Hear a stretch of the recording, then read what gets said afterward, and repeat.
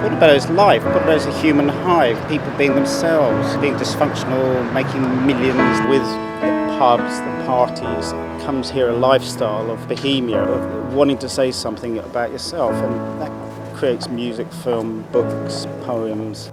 There's a huge history and heritage of creativity here, which I think each generation builds upon.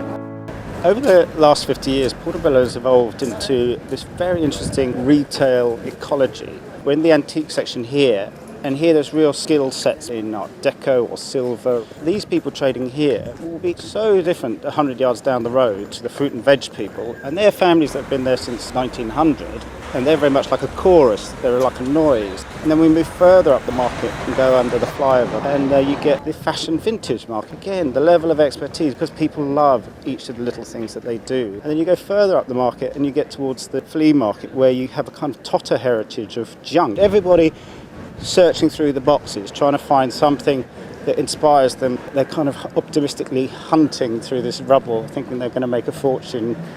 I started on a stall in my early 20s. I've been in this building for 30 years, and from the vibes that I get from people from all over the world, culture shock is something that they always want to come in and photograph and to ask questions. I'm a fruit and veg girl, and I've been here about 30 years.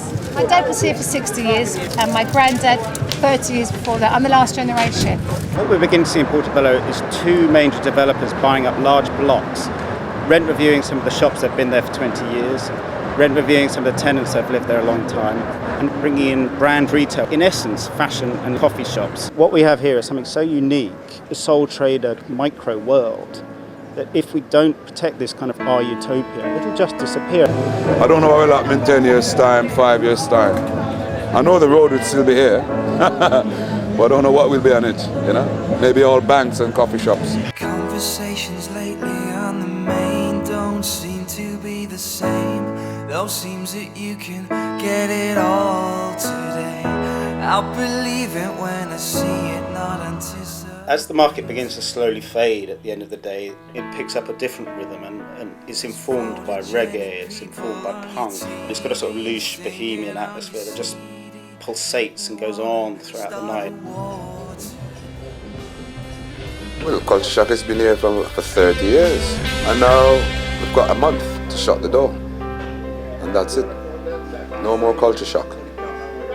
And this is my life. I was born and bred round here. You take this away, what am I going to do? Work in an office, push a computer? What am I going to do?